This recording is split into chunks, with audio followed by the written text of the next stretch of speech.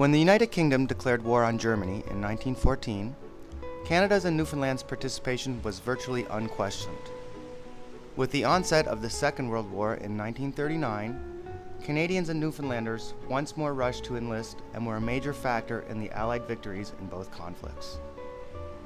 During the two World Wars, the main duty of the Royal Canadian Navy was to escort convoys in the Atlantic and guard merchant vessels against the threat of attack by German submarines. In the Second World War, it also escorted ships in the Mediterranean and to Russia, and supported the Allied landings in the Sicilian, Italian, and Normandy campaigns, as well as in the Pacific. The Canadian Merchant Navy's duties included the transportation of troops and supplies to the Allied armies and food for the United Kingdom.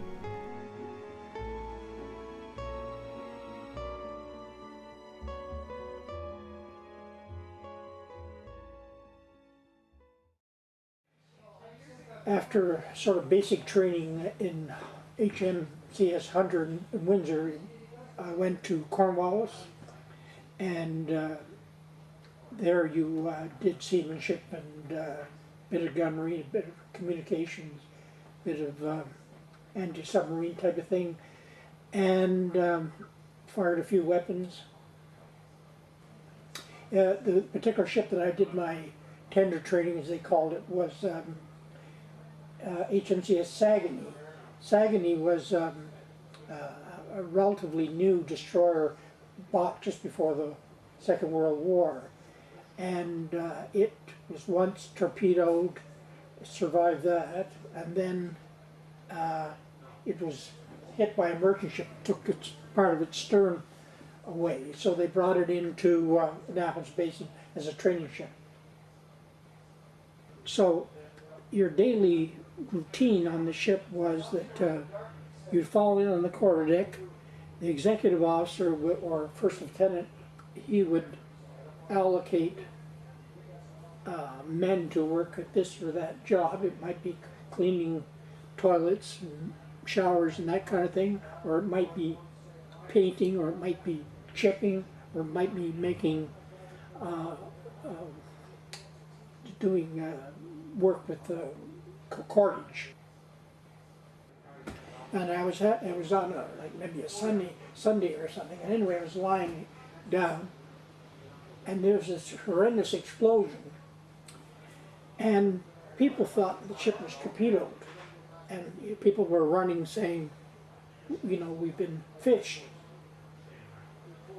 I was thrown onto the deck, and right not far beyond me were people who had been in the washroom. One man had been shaving, and a piece of this cast iron bogey, as they called it, had come through the ship's bulkhead, through the wall, and cut off his leg.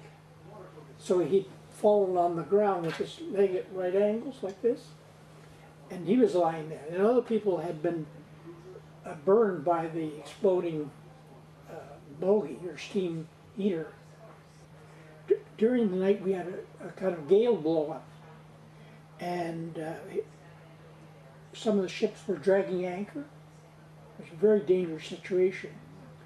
And we had this German submarine that's tied alongside us. I don't know whether they realized how dangerous the situation was, but you know, we had to use the engines to keep from, as the bottom was not clay or anything like that, it was mainly rock, so the anchor would tend to just drag along, you see.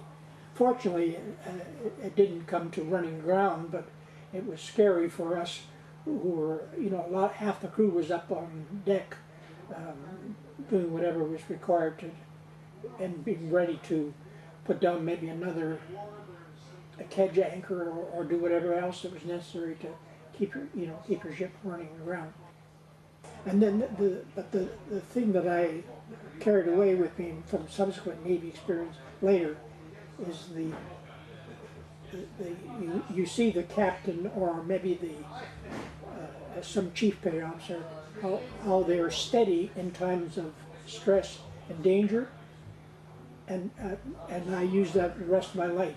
In other words, you run into an accident or something. You know, if you're able to be steady and try and be of some help.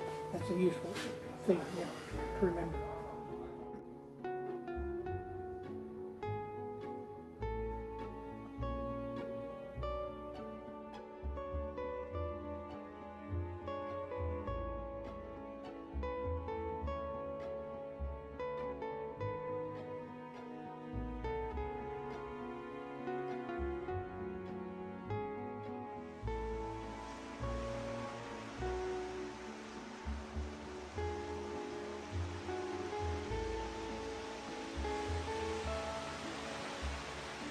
HMCS Sackville was one of more than 120 corvettes built in Canada during the Second World War, escorting convoys and attacking submarines.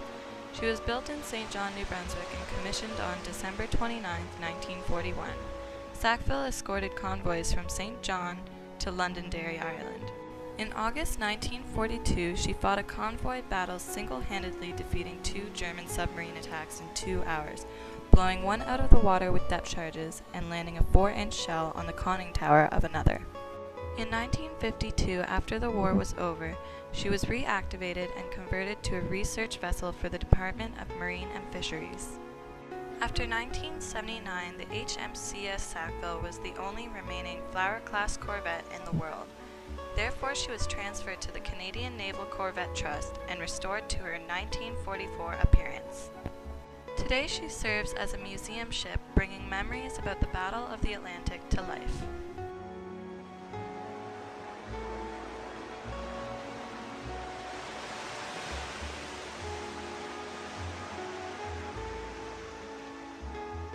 In both wars, Halifax played a major role as a staging area for convoys bound for the Atlantic. With thousands of naval personnel, merchant sailors, and troops bound for Europe, the city experienced many changes and challenges during this watershed period in the history of Halifax, Nova Scotia, Canada, and the world.